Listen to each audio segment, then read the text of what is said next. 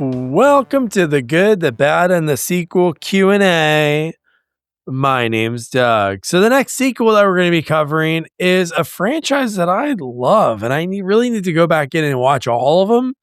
Always remember watching the first one, second one a lot. I feel like I watch it a lot on Sci-Fi Channel. But we're going to be covering the fifth one, Tremors 5, Bloodlines. And for it, we talked to an actor that really crushed it in this movie. So funny, laugh out loud. We just got done recording our review. Our buddy Nick is a special guest, and oh my gosh, so many things that he did. Just man, Brandon was great. It was really cool talking about his journey, how much he grew up, like his punishment. He said, "So my mom took away the TV. Like that was punishment for him because how much he really truly loved and enjoyed watching it." And then obviously foreshadowing, he started doing that. And but yeah, the fact that he was on like a soap and the way he saw his character on the show is really neat because his character on it was an everyday guy that kind of they flowed a lot of like the real life things that were going on for people in that. It was Issa Dingo was the name of the show. And it was a South African soap. But then we talked about, how things just kind of escalated. He's working, in Elysium with Matt Damon. And then he's working with Michael Gross in Tremors 5. He is doing Chappie, Planet of the Sharks, all these different films. And the guy's crushing it. Rebel Moon. And one really neat thing that I really love that he talked about was I think he said it when he was on Rebel Moon, and people are like, wow, you guys are like still so excited about it. And it's like, wow, some people get so jaded in the industry, but Brandon, you'll hear it. Amazing outlook, so positive. He's his own production company. They're doing films and such. So yeah, very cool. And check out his new film that recently came out, London Calling. I think it came out in September. Josh Duhamel. Then a new one that's on here is called Bird Boy. So I don't know if that's out yet, but he's in it. So definitely got to support Brandon. And if you're new here, welcome. Appreciate it. Please like, subscribe. We got some amazing interviews with amazing folks in the film industry and TV like Brandon.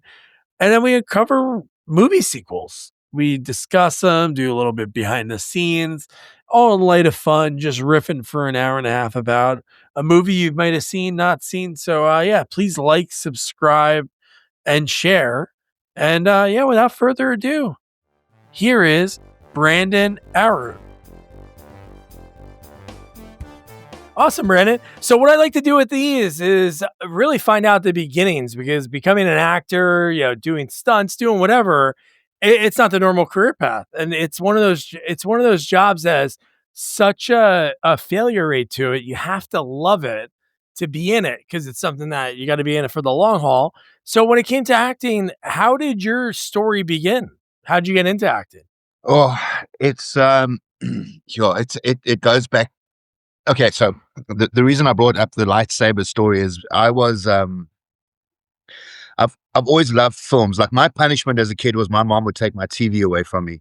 I wasn't allowed to watch the A-Team or Airwolf or Knight Rider. Those were kind of like my go-to programs when I was growing up. But I remember very clearly, actually, it was in about standard 4, standard 5. I had a friend called Paul Gerard, and there were always those kids at school who had family overseas, and you'd go to their house and they'd have all the toys that you couldn't get in South Africa, and they literally had the full Star Wars collection. And I remember we were busy playing with the X-Wing fighter and the TIE fighters, and they had Return of the Jedi playing in the background, and I kind of got distracted by what was happening on the TV. And that's why to this day, my number one film is Return of the Jedi. It's the film that inspired me. It's the film that kind of convinced me that that's what I wanted to do. It was the turning point in my life. But I had already started attending kind of speech and drama classes from about the age of about 9, 10 years old. It was just something my mother made me do. She thought it would be a good idea to go to speech and drama classes. It wasn't something that they offered at the primary schools.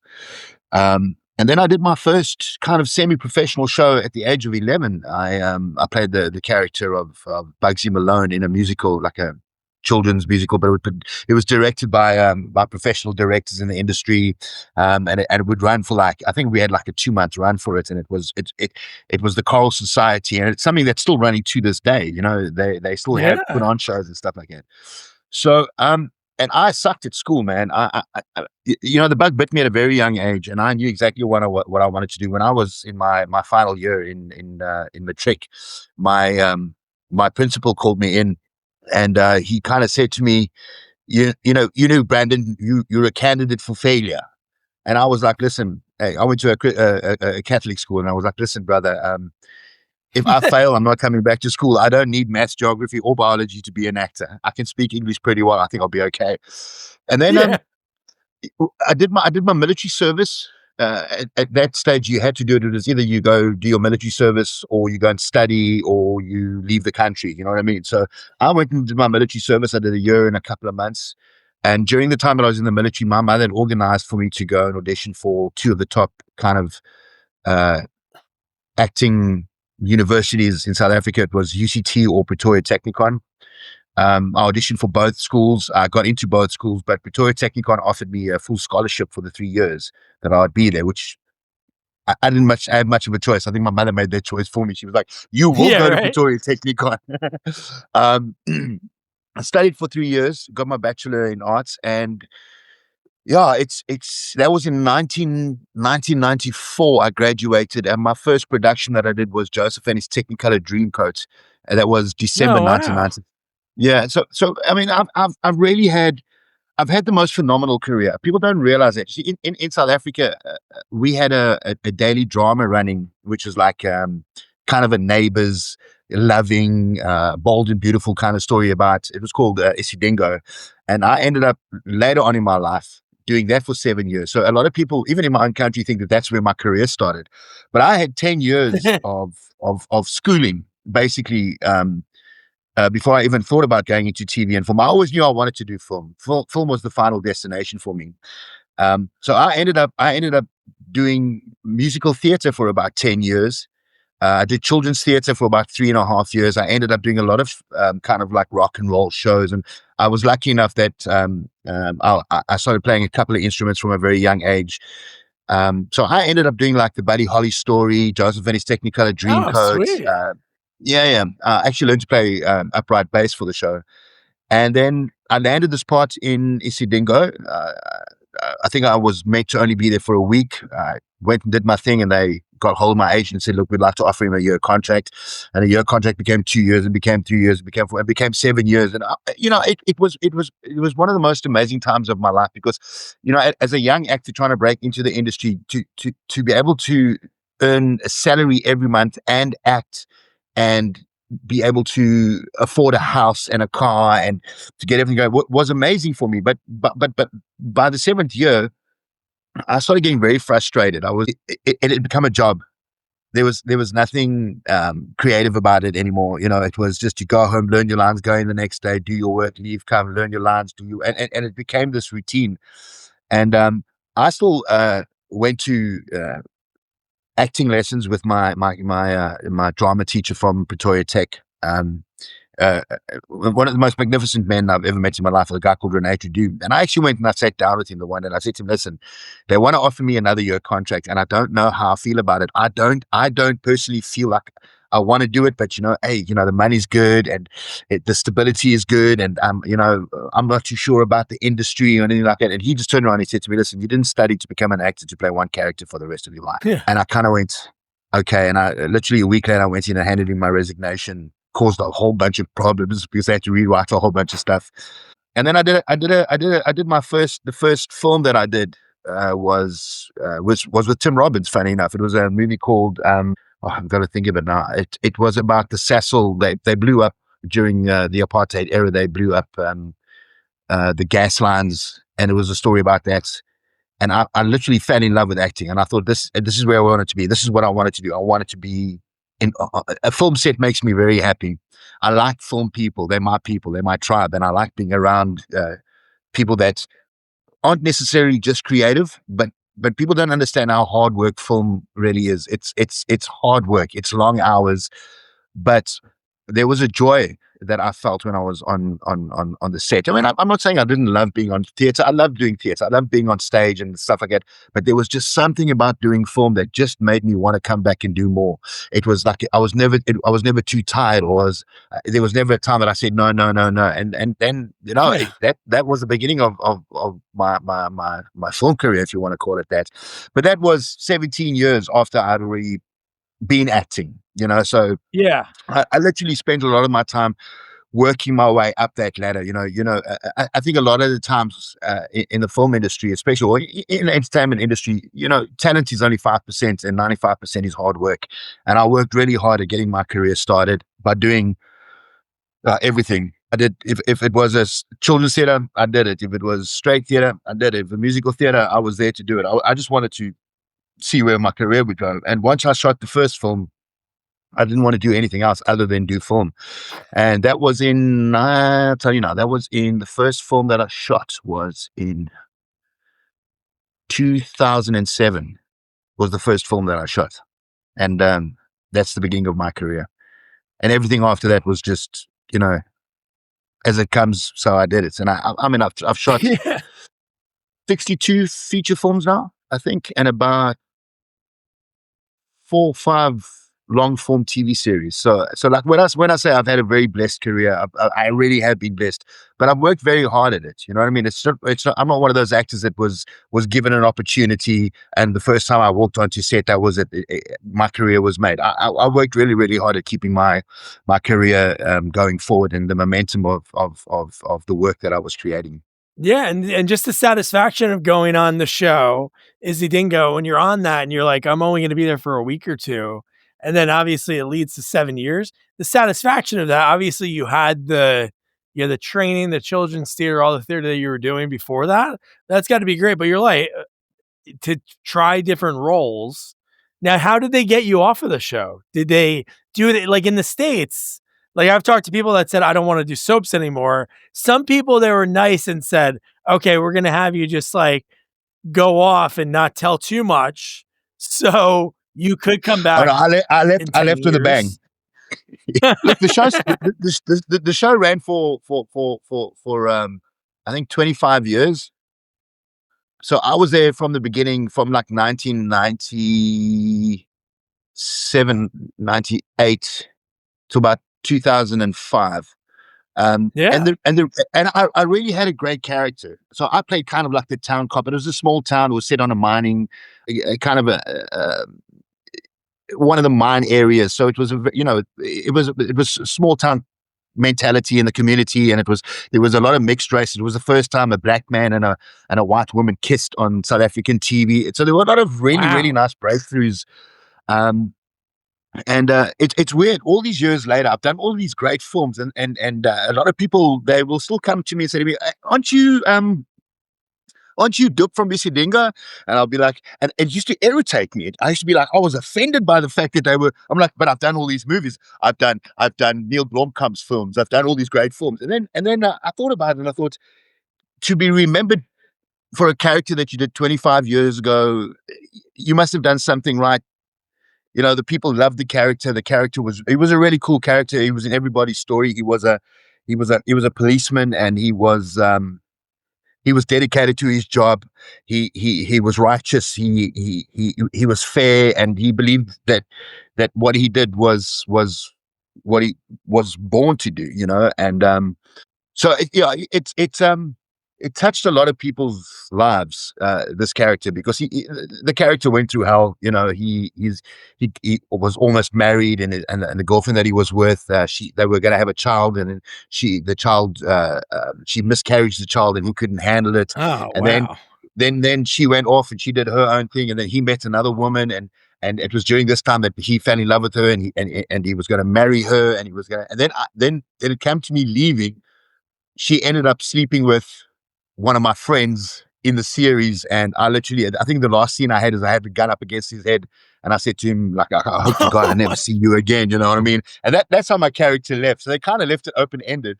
But I know that Okay. they tried for many years to try and bring other actors in to try and play like the replacement cop, but it was never the same. You know, that character was very well established, and don't get me wrong, it was it was the groundwork for film. You know, when you're working in a TV studio and you've got to be there at 6 o'clock, and you literally every day you're learning new lines. You've got a new script, you've got new storylines, you've got A, B, and C storylines. It was where I kind of molded my professional attitude towards the film industry.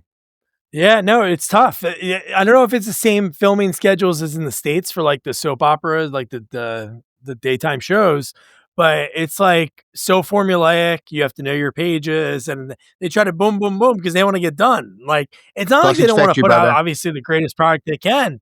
Same thing. Yeah, yeah. Sausage Yeah. Factory. So that's Yeah, man. why It was. yeah, well, you're that familiar face every day. They see the guy that they can relate to, that your problems, the normal problems of society that people were going through were fed through your character. So they were probably like that 100%. you're so relatable. So, it's like, yeah, I know. I talk to a lot of people that they do have like these roles that people remember them for. And maybe at the time you're just like, not that. I want to talk about something else. But then it's like pretty wild Yeah, when you think about the stain of all these years later from when it first premiered, people still recognize you from it. So you left an impact on them. yeah.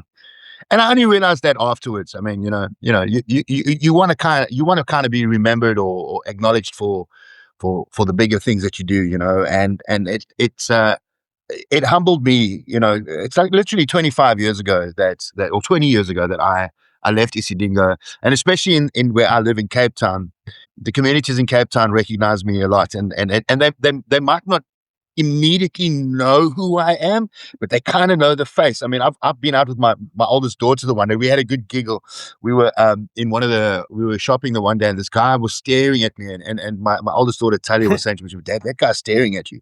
And eventually the guy comes up to me and says to me, "You, I know you, I know you, I know you. And where do I know you from?" I'm like, "I'm an actor." And then and the minute you say that, it's like, "Oh yes, you're the dude from," and I'm like, "Yeah, yeah, yeah." And yes, it's a massive compliment that all these years later, you've aged slightly, going a bit grey, and you got your wrinkles on now, because I was very, very young when I did that. And the fact that they still recognize me it is a massive compliment. I take it from where it comes now. You know what I mean? I'm like, "Thank you so much. Yeah. Yeah. Nice to meet you." And I mean, it was crazy. It was crazy during those times because you really it was like the ultimate show. It was the beginning of something that has become quite big in our country. Series are really big in our country, especially with Netflix. But Isidingo was kind of like it was the starting point. It was a starting gun that was triggered to set off so many other shows. I mean, to the point that I'd be sitting having dinner or sitting with my friends in a restaurant, and like strangers would like rock up and just pull up a chair and say, "Hey man, how's it going?" And you're their buddy. Like you said, you know what I mean? They honestly believe that they know you because they are with you every day, 5 days a week for half an hour. That's who it is. So I'm not one who enjoys that kind of recognition. I'm quite one of those actors that for me, becoming an actor was never about wanting to become famous or anything like that. I just wanted to work all the time. The kind of the William Dafoe kind of situation where, he's the most amazing actor and he's pulled off all these amazing roles, but you never see him in the spotlight like you do a lot of other celebrities and that was kind of like, the thing that I enjoyed. So I was very kind of, but you adapt. You adapt to being nice to people, and not being an idiot or Yeah. an arsehole to people. Yeah, you got to be. I mean, they're your bread and butter, man. You know what I mean? They're the reason that you're on that screen. So, um, I had to learn to just engage and make that connection because it was. I think it takes a lot of guts to come and just jump in the middle of a conversation and start introducing yourself. And Yeah. yeah, now I appreciate it now. You know what I mean? It's like I will engage people as long as because there are a lot of rude people out there. There are a lot of people who will try and take advantage of the situation and stuff like that. But I mean, I'll stop and I'll take pictures with people and I'll take selfies with them and I'll do the whole thing. I got no problem with that. As long as it's a cool engagement, then I have no problem with it. But there are some idiots out Yeah. there. Yeah. I know. It's funny when you ever hear Tom Cruise talk about that, and you're thinking like he's got to be a guy that like there's a ton of people in this world, but that can't go places like normal Oh no, I people couldn't because handle they'll that. people will flock. But when I heard him talk about like meeting with fans, I forgot who he was getting interviewed by. It was like pretty wild. He goes, I take the time because if it wasn't for them, I wouldn't be who I am. And he named like a bunch of random actors. I'm like, wow, that's really cool to hear a guy that's pretty much not like recognizable, like top of the food chain. Like I feel like most people know who Tom Cruise is. Most people know who The Rock is, just like in generality. And for him to have that mindset, I'm like, oh, that's pretty cool that he really takes pride. Like, hey, I'm kind of like, if it wasn't for these people, people will still go see the movie anyway. If he was a dick to people, it's not like people wouldn't want to go see the next wild stunt he's attempting. But it still is. Yeah. It's cool that he cares that much about the end user or the viewer, the Yeah. person that you know pays for everything for him in a sense. So it is a pretty cool mindset that he has that too.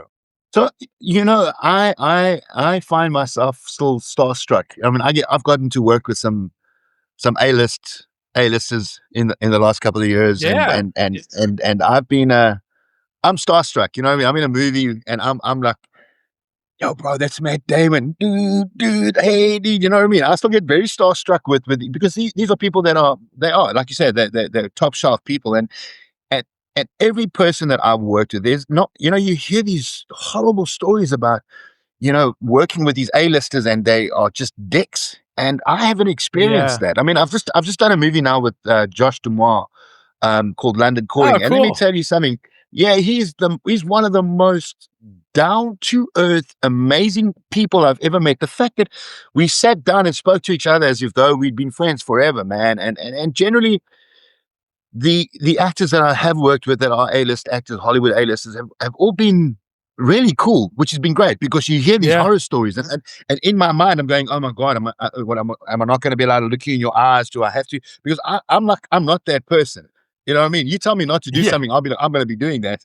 And it's just turned out that the experiences that I've had with some of these actors has just been been unbelievably beautiful and incredibly gratifying. So maybe I've just been lucky with the people that I've worked with. I haven't worked with any real uh, uh, egotistical actors, not Yeah, yet. it is. I don't know if it's people that are maybe nowadays, like obviously social media just started like really big in the early 2010s. But I wonder if people think about that more of like, oh, somebody can record me and I could be kind of ruined. But when you think about that, it's like, man, what happened in the 60s, 70s, 80s, and 90s, like that era with some actors? I'm sure I've heard stories like of shows that just completely like treated people like crap, like guest stars Yeah, on not that they couldn't treat them like on Friends, like for instance, like they wouldn't talk to the guest stars, and you hear all these stories, and you're like, is that just a one off? Was it that person? It's like, would the show have been as I don't know. Some are hard to believe, but has there yeah, ever been like obviously there's like the acting people that you've worked with, like you mentioned, like the Matt Damons. You just recently worked with Josh Duhamel. So, but what about like there's probably like the South African actors that you grew up like admiring. Is there any of those that you had the chance to work with that maybe to somebody from the States like myself would be like, I wouldn't be like, oh my God, that's so and so. But is there anybody for you that you got to work yeah. with? I've worked with a lot of.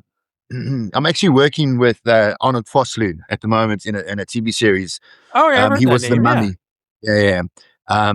And I've admired him, but I've literally worked with all of my idols. I've done films with the older actors or the generation ahead of me. I've worked with the actors that I was looking up to, and it's been amazing. You know what I mean? I think people need to just also not believe everything they hear. You know what I mean? There's a lot of bullshit Yeah. stories Yeah. going out Oh, about people, totally. and it's easy to believe a story because you don't you it's almost weird because you don't want to believe that someone that is that talented is also that nice. No, you can't be that talented and be nice, but Yeah. they really have been. I mean, at the end of the day, actors are just also the human beings. At the end of the day, they go home and they have families that they need to look after, and they've got things that they need to do that have got nothing to do with the entertainment industry. But it's I don't know. I think some people go out and they put on a facade to create the distance between the reality and the fantasy world for themselves and for the fans. Yeah. You know what I mean? I am who I am, bro. I'm like the person that's at home is the person that's on set. I am. It's just something that it's not something that I thought about. It's just the way it is. I grew up in a very small town. I actually grew up in the same area that Charlize Theron grew in. She grew up in a town called Benoni, and the next town from Benoni is a little town called Springs. It was a little mining community, funny enough. So, I don't know if that's got anything to do with it, but I have my close friends wouldn't put up with that shit. They'd be like, yo, bro, you can be on the big screen and do what you want to do, but we really know who you are. So don't come here with that. Don't come here with that prop up. So, yeah, I think it's who you surround yourself with as well. I have my family is also. I have a very cool family. They're very grounded, and I'm just dad the actor. That's who I am. I'm nothing special. So what does your dad do? Yeah, he's an actor. You know what I mean? And people are like, what has he been in? And Yeah. like District 9, Elysium, Chappie, and they're like, whoa, and they're like, oh, my dad's my dad. You know what I mean? So, and yeah. So for me, it's what I do to earn money. It's what I do to keep myself going. I don't want to say it's a job, because it's not a job. It really, for me, it's never been a job. But it's the career that I have, and for me, it's been nothing more than that. It's like I'm very grateful. When I was in America about 2-3 years ago, we were shooting Rebel Moon, and I was speaking to one of the assistant directors, and myself and another South African actor who played the other character in Rebel Moon is a guy called Greg Crick. And he came up to us and said, "You guys are like, have you been in the industry for very long?" And we're like, "Yeah, dude. We've shot a whole bunch of movies." And they were like, "You're still so enthusiastic about it." And I think that's what it is. There's an enthusiasm in South Africa that, especially with South African actors, is that it doesn't matter. It's exciting to still be in a movie or to be offered a role in a movie. It still excites us. You know what I mean? I still get like, yes, you know what I mean? It's not, it's another job or anything like that. There's an excitement and a want that I've seen with South African actors. It's not the sausage factory like in America. It's just something that rolls all the time, and you're in and out and in and out, and there's so much happening. For a while in this country, the film industry wasn't something that was that big. So you landing up and doing a film in this country was quite exciting, because you didn't know when the next job was going to come. But I think I hit it at the right time, because as I hit the film kind of my first, second, third, fourth film, the film industry in our country started picking up pretty nicely. And Yeah, that's what I was gonna ask. Was that when that boom started? Because I don't remember. I was trying to think back of any films in the '90s. It's kind of like Hollywood always finds like these different places to film, but one was like I've talked to Canadian actors, and they were just their age wise. They started acting late '80s, early '90s, and that's when the film industry decided like, whoa, Vancouver is this place that we yeah, could go to. So like, and it doesn't look like New York City, but to the executives, they're like, oh, we can use this as New York City. So Vancouver was a stand-in in so many shows as different cities, yeah, like 21 Jump Street. They shot a bunch of mafia shows up there in the late '80s, but it was like this boom. And now it's like Hallmark is up there all the time in addition to everything else. But South Africa, you would say like the mid 2000s. Was it like yeah. Peter Right about. Jackson going there for District 9 when he Yeah, so, produced so that that? was a little bit later. That was around about 2013. But I think like around about 2004, 2005, 2006 is when South Africa really started attracting international films. Catch a Fire. That was the film that I did with Tim Robbins. It was the first film I did. Oh, Um, yeah. yeah. So it snowballed from round about then. I mean, it was just, so I've been in the industry for 33 years now. And this year, because of, I don't know, because of budget cuts and what's happening in Hollywood. And for the first time in my life, I didn't work for like 6 months. I mean, I was literally an actor that was working all the time. I mean, I was jumping from one project to the next project. If I wasn't shooting a film, I was shooting a TV series. I mean, they shot a lot of big, and I've only just realized now that, so I've done like 62 films, and out of those films, I think 5 of them are South African films. The rest have all been international. Now the internationals have stopped coming to South Africa. And I'm like, oh my, that's why, because I relied very much on the international films to have a career in that. So, but it really snowballed. I mean, it was crazy. I mean, the amount of, I mean, yeah, I was shooting international films in South Africa all the time. Last Days of American Crime was shot in South Africa. Chappie was shot in South Africa. I did a bunch of shark films. I did like the 6-headed shark attack. Planet of the Sharks, all of these crazy like small indie films as well, but they were all international, So yeah, we'll see. I think it suits international films to come and shoot you. I mean, if you want to just do it from like a rand dollar kind of perspective, for every dollar that you spend, you're getting 18, 19 rand, and the value is very different. It's like spending $19. It's not like you're getting a dollar and 19 rand. You're not going to get what you want to get out of that. If you're spending $19, you're spending 19 rand. That's the value of what you're going to get. And our crew are really, really amazing. They're shooting one piece at one of our studios. So we've got a couple of studios that have been built in the last couple of years. So One Piece is being shot at the Cape Town studio, and our stunt team actually won an Emmy. One of our stunt coordinating teams actually won an Emmy for the work that they did.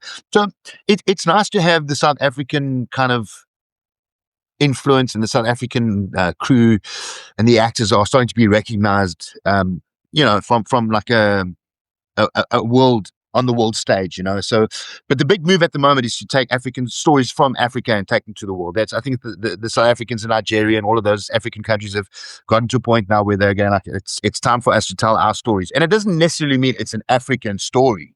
They are telling stories that are shot in Africa with Africans, South Africans, Nigerians, wherever it is, and telling these really, really unique stories. And I think we're in for a revolution of storytelling, because we need to start telling our stories and stop relying on the international influence, because that's the only way that I was getting work, so was 100% relying on the international jobs that were coming into South Africa. So we're working on getting more kind of indie South African films out there.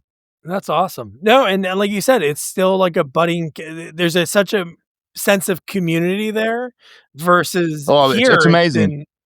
It's been a thing for so long. So, and with COVID the last, 5 years, the auditioning process now being so, I don't even know how to say it. Like, it's not the way it used to be. You used to go into a room. They'd be like, oh, hey, how you doing? Oh, can you try the line this way? There was like an actual real process.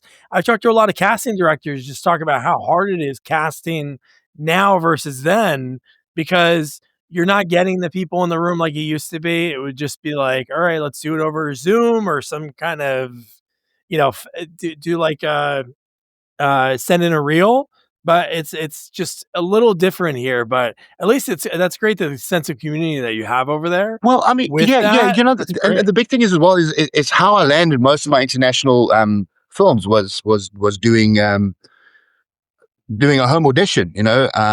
Rebel Moon, my American agent called me and said to me, look, there's been a request for you to audition for a part, and I can't tell you too much about it, but this is what you need to do. And I mean, and to be 100% honest with you, it was probably the worst audition I've ever done, because I was like, oh God, I hate filming at home. You got to put things together, make sure the lighting, and I don't have the right equipment, and I've literally got my cell phone like taped to like a stand because I don't have the right stuff. So, but it was literally the worst audition, I believe, that I'd ever done.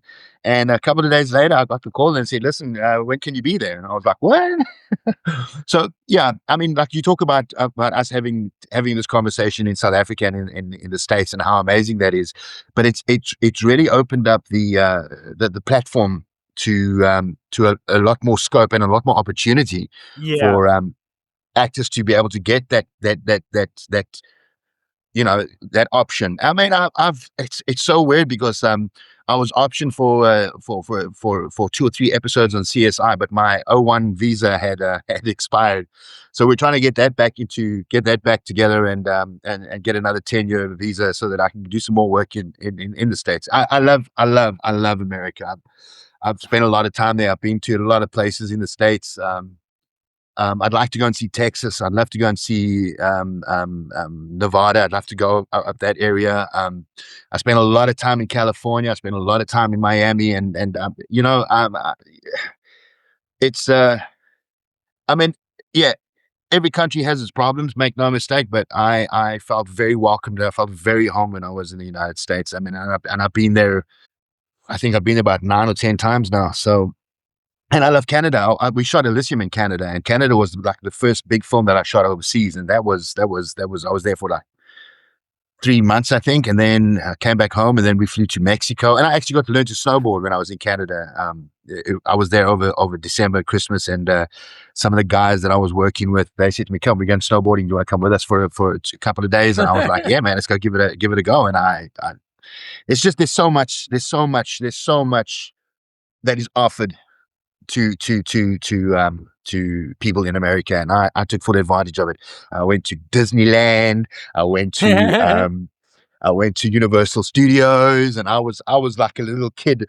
And every time I go there, it's not like I'm not going to go to Disneyland again, or I'm not going to go to Universal Studios. I am definitely going to go again. You know what I mean? It doesn't matter how old I'm getting. I'd love to take my kids one day and just take them and let them experience what I went through. Yeah. No, that'd be awesome. That's so cool that you were able to experience those things. Again, it's like obviously you're getting paid while you're working, but it's cool when you have the opportunity. Like even people in the States that I talk to, same thing. It's not like you're like taking, for granted living in the United States, but I talk to people, it's like really cool when you're filming like this commercial you're making not a ton of money from, but it's like, oh, we're gonna shoot it in Mexico. And it's like you Doug, get kind of a vacation out of it. Yeah. Can you hear me? you're breaking up, buddy. Oh, I can't hear no. you. Can you hear me? Hold on. Testing, testing. Yeah, I can hear you. It's like it's hey. Yeah, I don't know. Maybe we were just talking about the technology. Some maybe it's maybe it's not a good connection or something. But can There you we hear me go. now? All Yeah. right, sweet. I can cut that part out. But no, it's cool when people are able to experience all over. When you're not from an area, and especially while you're working, you get to go experience something that's pretty cool. What would you Yeah, say yeah, was the yeah. first big set? Was it Catch Fire? Was that like such an eye-opening thing? Was that a big Yeah. kind of I budget, think like I big think I production? think I think Catch the Fire is what put the hook in and got me hooked. Yeah. Working on a big film, it was big explosions. It was exactly what I needed. And then shot a couple of South African films, and then I hate District 9 was like the big. It was so District 9 was I think it was the door. That's when the door opened up for me properly. Working with Neil Blomkamp on that film, and then obviously doing District 9, and then doing Elysium with him, and then doing Chappie with him, and then I got to work Yeah. on some of his Oat Studio short films and stuff like that. So that's what kind of opened me as an actor into the international kind of film industry. It was that. So for the rest of my life, I will always honor Neil for that. I will always, I don't really speak to Neil that often, but I call him every Christmas, and we'll have a conversation every Christmas, and literally that's something that happens every year, or whether I email him or something like that, just on Christmas. Hey brother, how's it going? I hope you're good. I will always honor him, and always, I think it was at the end of Elysium, we got these books, and it had signatures and it had a whole bunch of stuff in it. And I, I remember sitting there with him, and I said to him, bro, I will never be able to say thank you enough to you in a lifetime for not just the opportunity, but for what you did to for my career, because he really kind of set me on the world stage. And he was like, yeah, whatever, dude. I've got another movie that I'm doing called Chappie, and I'd like to see you in that as well. And I was like, yo, dude, I'm here pouring my heart out to you. Like, I'm here. Yeah. I'm here. And he's like, yeah, man, that's cool, man. And that's what I loved about it. For him, everything is so blasé. It's just so, yeah, cool, bro, no problem. You know what I mean? It's like, hey, good job, and I'll see you on the next one. And I'm here going, the next one? I'm not even over this one yet, brother. So, and I've gotten to work with some really, really amazing directors. I mean, I've done. If people have a look at my scope of films, I've done so much. I've done just so much. I've just been blessed. You've I've really worked had on a great what's career, really what I think is really and I'm very cool about grateful. your IMDb, What? like looking at your credits, you're in like 2 sequels that I was aware of Tremors 5 because I'm a huge Tremors fan, but like I didn't know that they made this must have been like the 3rd or 4th Scorpion King. And then they made a sequel to Inside Man, which is pretty Yeah, cool. So were they filmed in South Africa or was that your American agent that they were all filmed in South South Africa. Africa? So That's so awesome. so Elysium and Rebel Moon are the 2 films that I shot overseas, and then I shot a film in the Middle East, a series in the Middle East as well. So, but the rest have all been in South Africa. So, I mean, you look Yeah. at even if you look at the Last Days of American Crime, shot in South Africa. So it's a great place to shoot. The people are so cool. The weather's great.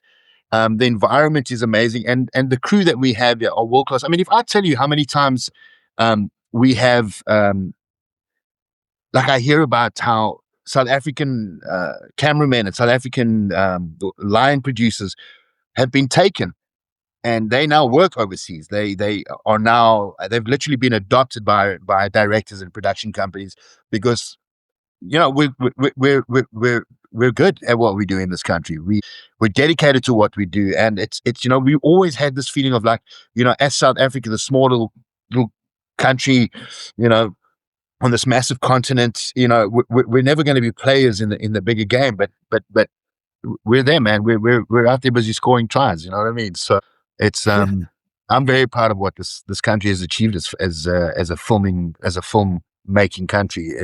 But I think it's only the beginning. I think that Yeah. it's And the I tip think of the just the iceberg. I think environment there's too. big things happening. Yeah, like even the environment. Like I talked with Musetta Vander, who grew up in South Africa, Yeah, and she was talking about like monkeys and just the different ecosystems just in South Africa. So obviously that's a big thing for filming. Now, one thing I wanted to mention was earlier you were talking about like the A Team and your punishment would be taking away your TV. Did you watch Family Ties as a kid? So when you go into Tremors 5, was that like again, other people might not be like, "Oh my god, that's Michael Gross." Like, but you got to think his career for the most part is Family Ties and yeah, killing Tremors. Isn't that yeah, wild? And he's such a good yeah. actor. And such a cool dude, eh? And I mean, he Oh, is again, yeah. he is what he is, and again, you recognize somebody from a TV series, and now they're in this film, and you kind of go like, yeah, I know you from me, but now I'm working with you on a film, and it's years later, so yeah, he was an amazing dude. I mean, they all were. I've just, like I said to you, I've not had any like terrible bad experience. I've heard about bad experiences. I mean, when they shot uh the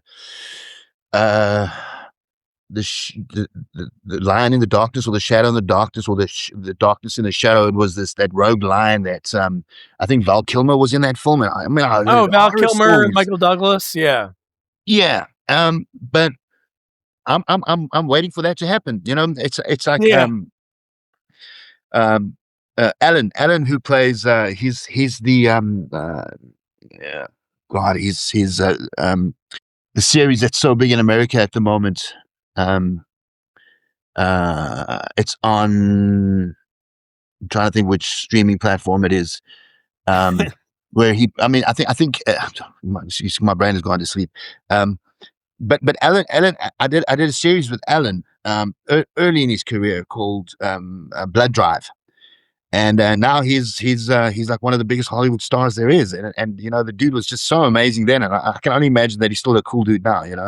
Which guy? Alan It's who?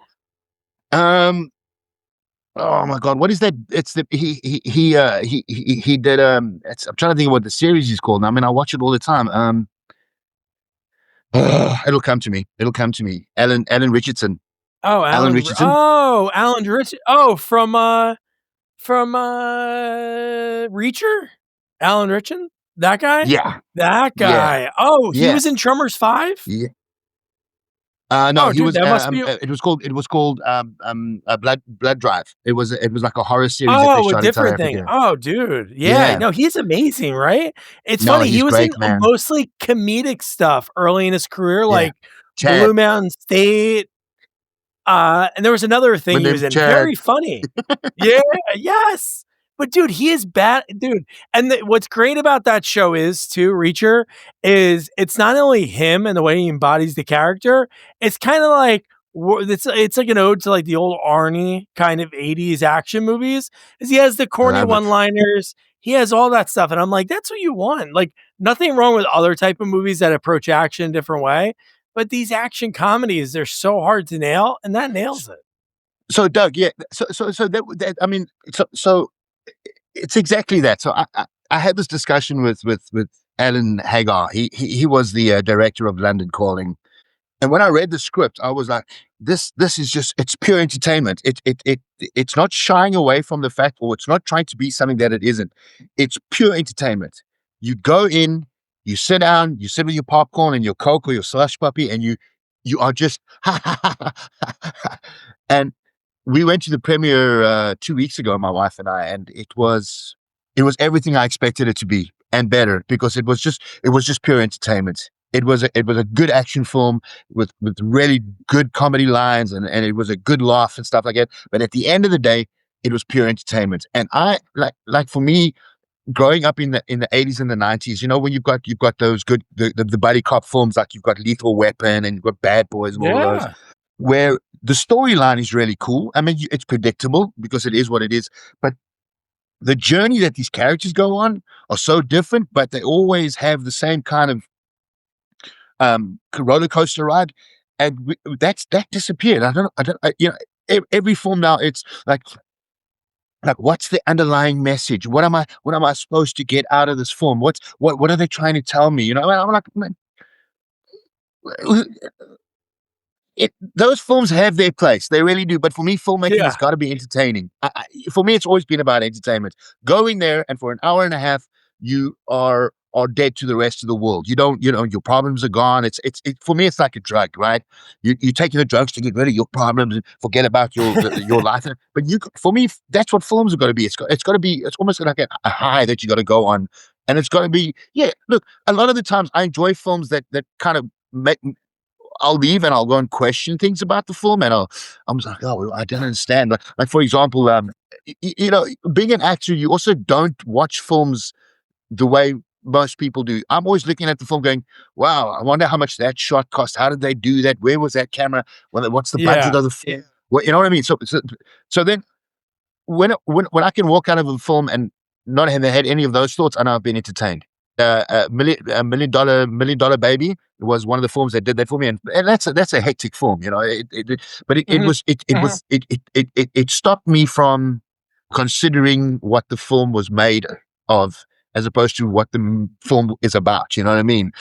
So I need to be entertained. As an actor, I need to go into a film and be entertained. I don't really care much for the rest of the stuff. I mean, like if you look at my favorite three films of all time, it'll be Return of the Jedi, Rambo, the first Rambo, First Blood, and then Platoon. So those are my top three films. All right. I've watched those films like, oh, you don't even know.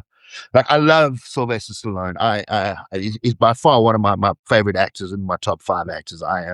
I've always loved him, and I've always thought that film. I mean, even if I go watch it now, I now appreciate it for other things. I appreciate the soundtrack. I appreciate the cinematography of it. But when I was growing up, everybody wanted to be Rambo. I wanted to buy myself a knife and go live in the bush, man. You know what I mean? All he wanted was a free meal. He just wanted to get out of town, and all they did was Brian Dennehy, and they bullied him. They sprayed him Yeah, with the hose, and and it's they like, paid for it. what do you expect? This guy, The I mean, dude, entire he's town paid leaving for your it. town. Dude, they're leaving. He wants to get out of your town, and you're messing with him. It made zero sense, the whole thing of that. But dude, what a badass movie. Yeah, and if you look at all the background actors or the actors that were like, it's the same with Platoon. I mean, Johnny Depp's in there, River Oh, Phoenix I is in know. there. Yeah. You know what I mean? It's like you had all these up and coming actors that today are superstars. So um, yeah, I mean, I think my biggest gripe is remakes. I heard that they're going to remake Rambo, and I'm like, don't do that. Please don't do Oh, that. wow. Don't. I didn't hear Yeah, that, but you there heard was a they're rumor going making a around that they were going to movie of remake Rambo. they're making a movie of the making of Rocky. So it's about the whole story of the way Stallone said to the studio, like, "All right, you can have the script, but I want to be Rocky." So it's that whole story about the making of it. I don't I know how know it much it so is, well. but yeah. So I don't know if it's what that's going to be, but to remake Rambo, man, they're like some of these things are just so difficult because you know what's going to happen, and I think it's the only way you can do a remake. No director wants to do, or no writer wants to do a movie that's beat for beat the same movie. So you know they're gonna like change the story to something more modern. So you know right away it's gonna be what's gonna be the Afghanistan war. It's gonna be a 2000s war that messed with them. I don't know. See, I don't see It's as of like our podcast is focused on sequels.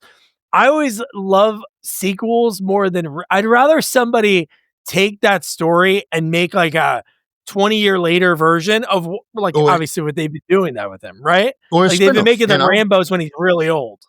Yeah. Look. I mean, the Rambo 1, Rambo 2, and Rambo 3 were great. I mean, the Rambo 4 and Rambo 5, it was just Stallone sitting there, just blasting and killing everything that was in sight. I think it's in Rambo 4. There's a scene where he's in the rice field, and it's like 15 minutes of him just behind this Oh, Gatling gun, dude, just he murdered chasing so this. many people. Yes. Yeah. Yes. So an Yeah. example of that is Roadhouse. So Roadhouse is one of my favorite films, but the Patrick Swayze Roadhouse, you know what I mean? And I mean, Oh, redoing it. I mean, I I enjoyed the know. film, but it didn't have the same kind of impact. You know what I mean? It's like, and I mean, again, I mean, I couldn't give a shit about Conor McGregor coming in and stick to what you do, my bro. Don't act. Stick to fighting because that's what you're good at. But it did Yeah. really well, and nowadays it's more about, and it kills me to say this, but it's like people that have influence are more important than people that have talent when it comes to a lot of the casting nowadays. It's how many followers do you have on Instagram? How many Oh, I followers do know. you have on Yeah. TikTok? And if people go and look at my Instagram, I think I've got maybe 3,000 people that follow me. Yeah. But the thing Yeah. is, I know most of those people. I know the majority of those people. You know what I mean? It's not like I have a million fans that are like on it. But would it serve me if better if I had 2 or 3 or 4 million followers? Yeah, it definitely would. But the problem is that not everybody that has 3 or 4 million followers is talented enough, I believe, to be in a film. But yet, it's almost instant marketing for the film, and that's, for me, it's lazy. It's lazy because the marketing department is now going, let's cast someone who's got millions of followers. It makes our job that much easier, and I think that's just lazy. I just think it's a cop out. It's the easy way out to do things. Yeah, and I'm hoping that strategy has failed because I interviewed an actress, Vanessa Angel. She was in Weird Science, a TV series. She was in Kingpin with Woody Harrelson and bro. So she's been in a ton of stuff. So she was working with a studio. I forget the name of it, but they were doing that strategy. They were taking people that were influencers with no acting experience, putting them into movies. It didn't work, but you just got to hope that that trend doesn't work, but Well, it doesn't. no, I agree, but I'm saying you need it to bomb on such a high level that other people are like, "Oh, fuck." Like, maybe Paramount puts a ton into some rando person and it fails. You just gotta Well, hope I hope that it kinda does. I happens. hope it does. Yeah. Because I've always said this, and I got a lot of flack for it because, like, I have quite a voice in our country. I've caused a lot of problems for production companies that don't pay crew and have not paid their actors and stuff like that. I'm very vocal about that kind of stuff because it's not just about delivering lines. I mean, I might be different to other actors, but I literally sit down and do a kind of a backstory to the characters, and work out where he comes from and how did he end up where he is in the film. And it helps me kind of get my headspace with the character, and it makes acting Yeah. so much easier because you're not acting, you're reacting, you know what I mean? So and then I watch a lot of these films with these influences in it, and it's just this dry, it's just the lines are perfect, the look is perfect, everything. It's almost as if though they have been directed to do it this way, you know what I mean? And Oh yeah. that Yep. kills me because there's no substance, there's no spontaneity in it, you know what I mean? It's done beautifully, and it looks beautiful, and it's great, and it works, and I'm just like, nah, I know. That's why kills me, I can, guys. no joke. I don't know. I'm sure it's all over the world, but it's owned by Fox, but it's called Tubi. And they have all the best like 80s, 90s action movies or even the comedies. I could put them on and be thoroughly entertained. Sometimes the movies, and not just like the influencer ones, I'll put it on and it looks stunning. Everything looks good, but it's just, I'm bored. There's just like not enough from the actors. I don't know what it is. It's like this very weird Yeah, it's thing, the but I Brad could just Pitts, it's watch the Al 80s, 90s Pacinos, it's movies all the time. I mean those, you know, yeah, like when I watched the movie The Professional with uh Oh yeah. you know Jean Reno and and Gary Natalie Sinise. Portman. Yeah, I mean that scene where they say to him, Yep. Of course, he yeah. says, "Bring me everybody," and he goes, "What do you mean everybody?" Everybody. You know what I mean? It's it's like you feel that moment with that character. It's like, and it's Yeah. I don't know, man. I sometimes feel that Hollywood is running out of ideas. I fell into the trap of the superhero films. I love the superhero films, but now I'm like, okay, it's enough.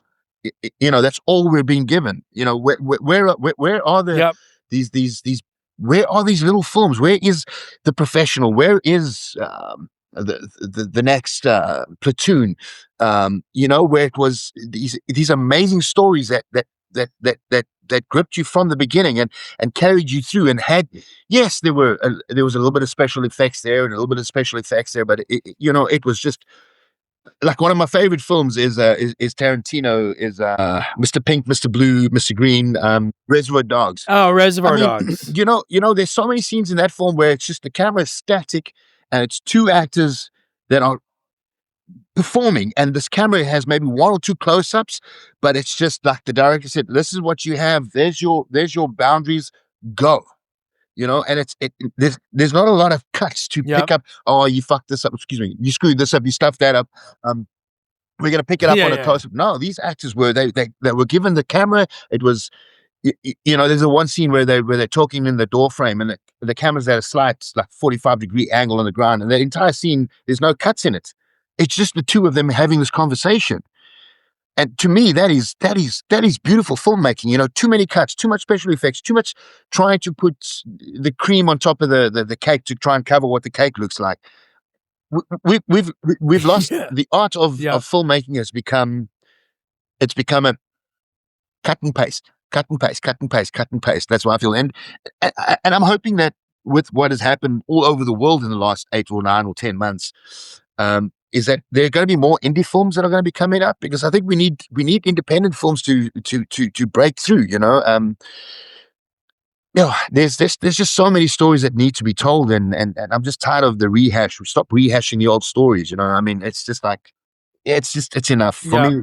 No, I know. I agree. I think you need that new influence. So if a new independent type of film, some subgenre hits, the studios obviously be like, "Oh my god, a woman-driven bank robbery movie? Okay, we're gonna make a big budget one with Charlize Theron or like a big time actress, and just do that because that's what it is." And I agree with you. It's like they do have to redo the ideas because nowadays it's more of, all right, what's going to work? And we want to make sure this works. It's almost like back in the 90s and 2000s when to get like a loan from the bank, you'd be like, here's who's in the movie. And then they take like their last, I forgot what the math was, but it was like, here's their last 5 films gross. here's the loan we can give you based on that. So with that kind of shitty logic of, all right, we're going to take the last 5 films of this guy and this is what's going to be the next one, which isn't how it works. It's not like people are just going for the next Nick Cage or the next whatever movie. So it doesn't give them the opportunity to actually try shit. Even if, oh, I know Bob Smith is the actor, but he's not that big name.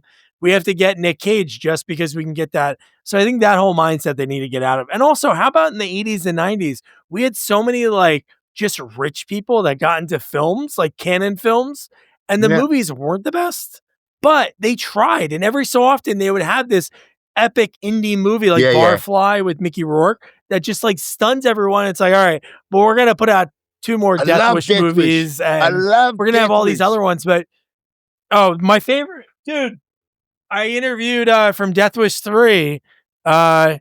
He Bad Glare, but he plays Rodriguez in the movie, and he's his name's Joe Gonzalez. He lives in New York City, so not too far from me. I never got to meet him, but we did a Death Wish 3 reunion, me and this guy that was a listener of the show because he's a Bronson fan. So we did Alex Winter, the Giggler, Kirk Taylor, and this guy Tony Spiridakis, who ended up marrying, God, some famous, really famous actress's daughter. But then he was in the movie too. They were the 3 bad guys, and it was the first time they seen each other really to hang out for a conversation since the wrapping of the filming.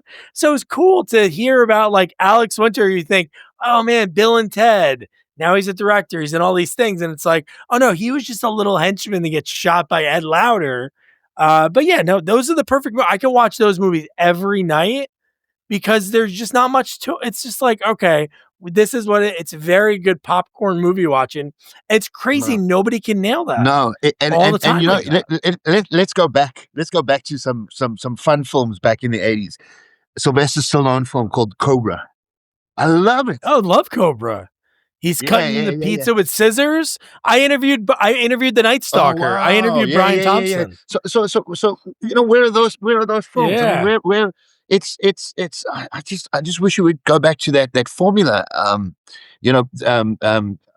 But it's even not even just where are those movies? Where are like the attempts of that movie? Are people just not even writing those scripts anymore because it's not getting made? Like why would somebody who's like an established writer, unless you gotta hope that person gets that blank check, like some director or writer that gets like their independent thing boomed and they're like, all right, cool, this is what I want to make next. I don't even think that happens anymore. I don't think directors have that much power. Maybe like a Spielberg can be like, hey, here's this script I wrote in 83. I want to finally make it. It's about whatever, and they're going to do it. I feel like that stuff can I tell you what my thoughts are on that? People are trying too hard. You're trying too hard. You think about something like Harley Davidson and the Marlboro Man. Yes. I mean, people are trying too hard to make the perfect film. It's not about making the perfect film. It's about making the film. It's about telling a story. And I agree. You know, I've worked with so many like no-name actors that are just phenomenal, and I'm like, I can't wait to see your career. Oh yeah, like I knew Alan was going to be a superstar. I mean, he was just like, you could see that, you know, he's a good-looking dude, and he's 6 foot something, but he's just got this presence on a camera that is just so. It's not forced. It's so natural, and just being on set with somebody that has that ability to make you feel comfortable on set. You know, there was never a time that I ever felt uncomfortable with acting with him, and I really had a good time being on the same set as him. And I knew immediately he was going to be a superstar. There was just something about the way he handled himself and how he handled people around him. And he was a nice guy, but he was super talented, like super, super talented. You could see it from day one, you know. And I think we kind of we are animals of habit. You know, we lock onto, okay, now what's making money at the moment? Oh, it's superhero films. I mean, my family with this K-pop Demon Hunters. I don't know if you've got kids. Oh, my daughter just got into it. Now, you know the story behind it? Yeah. Yesterday she got into it. My wife, no, I don't know anything about it. All I hear all day is gotta be golden, gotta be golden. And I'm like, So, and what's really crazy is the story behind it. They spent so much money on it and didn't think that it was going to do anything, and didn't put it out, and just kind of sold it off to Netflix. And now their number 2's coming out. And like I said to my wife the other night, I said, when they start bringing out the toys and the T-shirts and the little things, I said, we are in so much shit, because every time something, oh man, I don't even want to think about it. My 4-year-old, but it's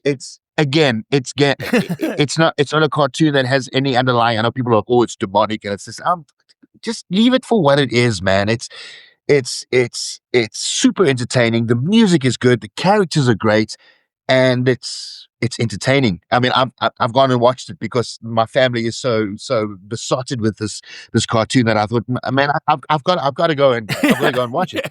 And it's really good, really, really good. Yeah. And I'm hoping that look. I'm at the moment. I have my own film production company called the Breed Apart Pictures, and we're working on a slate of films at the moment. And again, it's just they're entertaining films. We've got some really, really nice films that we're working on at the moment. Our films are at the moment with a distribution company in America trying to do pre-sales, and it's I'm not going to stick to the rules and the laws of what the industry is. You've got to sign up and be part of this company and that company, and as a director or a producer, you've got to do this. I'm like, yo, man, I'm not going to have you tell me how to make my films. I've got the best crew. I've handpicked my crew from all the films that I've worked on. I've handpicked my line producer. I've handpicked my directors. I've handpicked my cameramen, my production managers, my executive producers. I've literally gone and handpicked all of them and said to him, here's the stories that we want to do. Are you interested? And every single one of them have gone, okay, this is new. This is fresh. And they are. They're fresh stories. They're films that are, we took one of our films, Making a Killing, is about a soldier that he was a special forces soldier, and he gets taken prisoner, and his family's told that he died, but he was actually a prisoner of war, and he escapes and he comes back, and his wife is calling another man husband, and his son is calling this dude dad. And it's how he has to try and fit into society. He didn't want to be a soldier.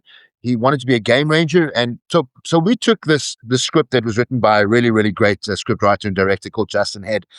And we took the entire script and we said, okay, let's shoot a look and feel. We'll take a little bit of the beginning of the film. We'll take a little bit of the middle of the film and a little bit of the end of the film. And we'll kind of do like a 24 minutes, and we'll use that as the pitch film. And one of my executive producers, a guy called James Reed, he said to me, why aren't we entering this film into festivals? And I was like, it's not really a festival film. I mean, we walked away after a year. We'd won 22 international awards for this little short film that we'd done, because it's a new story. It's a story that I believe that needs to be told. I mean, same in America, you have all these vets that go to war. They go to Afghanistan, and we had our own wars in Africa during the 70s and the 80s with the Angolan War. And you were 16 years old when you were drafted to go into the military, and you see things that you don't want to see, and then you come out of that and you get thrown into society without somebody slowly progressing you into society. It's like you're a soldier, you're a killer, and now you're thrown into society, and how that crossover, what happens to those soldiers. And I mean, when I was in America, a lot of the homeless people that I saw, I was told were ex-military and ex-soldiers that are suffering from all of these kind of. And it broke my heart, man. Because I related to that because of the story that we want to tell about, a dude who's young, goes into the army, thinks that he's going to just do his 2 years and then he's going to come out, but he has special skills. He's incredibly good at tracking because he wanted to become a game ranger, and they took that and they used it, not to better him as a human being, but to use him for their own needs and their own wants and their own selfish. And then when he was done, he ends up back in society, and he doesn't quite. He's dysfunctional. He's 100% dysfunctional. But what I loved about the story that we are producing is that he still has morals at the end of the day. I mean, there's a line in the movie where he says to one of the other soldiers, he says, "Even in war, murder is murder. Even in war, murder is still murder. There's a difference between killing somebody and murdering somebody. There's a big difference. You know what I mean? So, it's trying to Yeah. show the resilience of humanity within the psyche of a soldier who's been through the worst experiences you can go through, and he still wants to come home, and he still wants to be a dad, he still wants to be a husband, but that's all been taken away from him. And how does he deal with that? What does he do? So we're working on a couple of things. I mean, I've gotten to a point in my life now where I want to tell my stories. You know, my company has spent a lot of money on a couple of scripts, and I've got some really, really nice people working on some stuff. So, you know, hopefully in the next year and a half, I'll be having another interview with you about one of my films, buddy. Yes. Yeah. That'd be awesome, dude.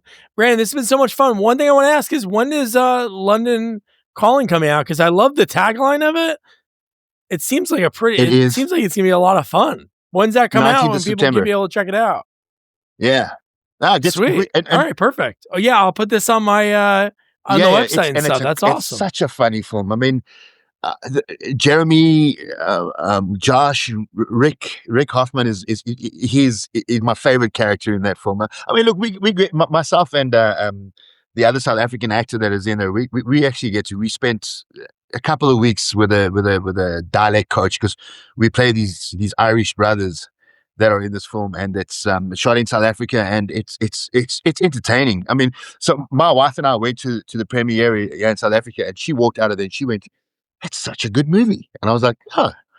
If you think it's a good movie, it's a good movie, because you're seeing it from a different perspective. You know, she's not caught up in all of this shit. She doesn't care what I do. As long as, you know, you got to make your movies, and then you come home, and then we can be a family. You know what I mean?" So, but she loved it, and the people have loved it, and it's not trying to be something that it isn't. Hey, Doug, it's an action comedy, and it's the best entertainment that you're going to see in a while, because it's like Josh said the same thing. It goes back to the 80s and 90s buddy cop film, except that they're not cops. You know, it's an assassin and a kid who has been forced to go with him on this killing spree because his dad has forced him to do it. You know what I mean?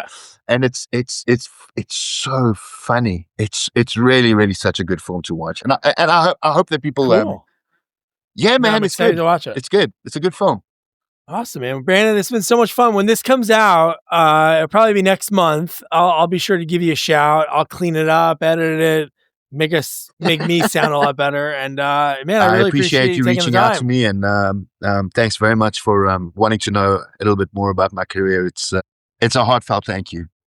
Yeah, no problem, man. I love hearing people's story. I've always, before I started doing this, 7-ish years ago, I always loved that too, like traveling, going to places, just like, not like trying to learn from everybody I meet, but just, everybody's got some story. And I think acting is such a fascinating thing, or anything in film and TV. And I always just think, how do people get that bug bitten? Because nobody's growing up, unless your dad's in the industry or family members in the industry, your first love is seeing it on TV, or you stumbled into, like, really quick story about like Brian Thompson, who played the Night Stalker in Cobra. He only got into acting because the girl that he had the hots for was doing theater. So he asked some kid who wasn't a jock, "Hey, where are you guys going? Where's she going?" He's like, "Oh, it's a theater. You're going to try out for it." So he did that, being the football player jock, because he's a big dude. And the rest is history. It's so funny. Like, you don't know how people are, or there's like a million of these, but like Robert Hayes from Airplane, his dad was in the Navy. So they were like in Nebraska, which is wild to think about that there's Navy in Nebraska. But his dad got like transferred back to California, but it was like in September, and school out here starts in August, college. So he had to take whatever was left. And what was left? An acting class. So again, same thing. The rest is history. So that is cool. So I appreciate you taking the time to share your story. And keep in touch, man. And you're talking about that kind of thing. It was just a quick little story that happened to me. So I was probably 3 or 4 months into my military training, and then one day I was out there shooting 120 mortars. I was with an artillery unit, and a week later I was at a drama college, busy auditioning to become an actor. You know what I mean? It was just, it was, but here's the funny thing. The military training that I did benefited me as an actor, because of all the action films that I've done. The armorers know that when I walk onto set that, yes, we've got to go through all the drills and finger off the trigger and all that, but they know, because of a lot of the guys that do armors and stuff like that are ex-military guys and that. So the minute I walk on set, they're like, okay, listen, here's your gun, here's your rifle.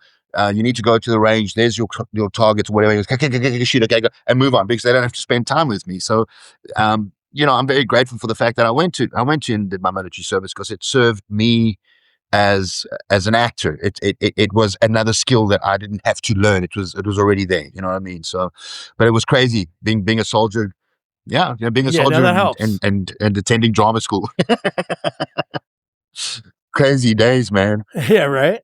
But just like you mentioned before, like in the States, a lot of homeless military vets, but same thing, like you get, like you just said, that's within 2 weeks. And that's just you doing that. There's other people are like, all right, you're going to be killing people. And then 2 weeks you're coming back. You have to be at home with your family. Like that's one thing in America. There's not a lot of empathy. So a lot of things in our system here are more like, okay, you're doing this now. Like, all right, you're 18. Now it's time to go to college or trade school. There's no, like, other countries have it right. Like, hey, we get it. You're a young adult. You're not. So here are some choices for you to do. Like in Canada, they do it great. They give you this year of like, it's like a extra year of high school. And that's where you can do like kind of like on the job kind of stuff, like in fields. So you could see like, hey, this is legit, because who's making decisions at 18? It was crazy for the rest of your life. Crazy when I realized ridiculous. That. I mean, so when I did my military service, it was you didn't have a choice. You either had to do. I was lucky; I did a year and 6 months, but before that, it was. Brandon, the military background, like he talked about, like working with movies, they knew that he'd be able to do everything right. The armorist, like, oh, hey, this guy's not messing around. And so it was really cool talking to him, and just his positive energy, how much he loves the industry and his work in K-pop Demon Hunters. We were talking about that. My daughter this Saturday is having a K-pop Demon Hunter birthday party. So so it's still around. We recorded this, I think, 3 months ago. So it's still, K-pop Demon Hunters is alive and well. But so Brandon, thanks so much for taking the time. Now your homework, it's gonna be fun. You get Jamie had to watch a Jamie Kennedy movie, so he's not happy. In the review, you'll hear it. But so you can probably find it for a few bucks. I had a link to it from a listener, which was really neat. So I was able to watch it. So find it somewhere, watch clips. There's a ton of clips on YouTube. Just get a vibe of the movie if you want, but a lot of fun, a lot of stuff to talk about and break down. But so don't forget to review, rate, share our podcast. Follow us on all social media at Sequels Only. And don't forget to check out our website, sequelsonly.com. Good night. Good night. Good night, guys.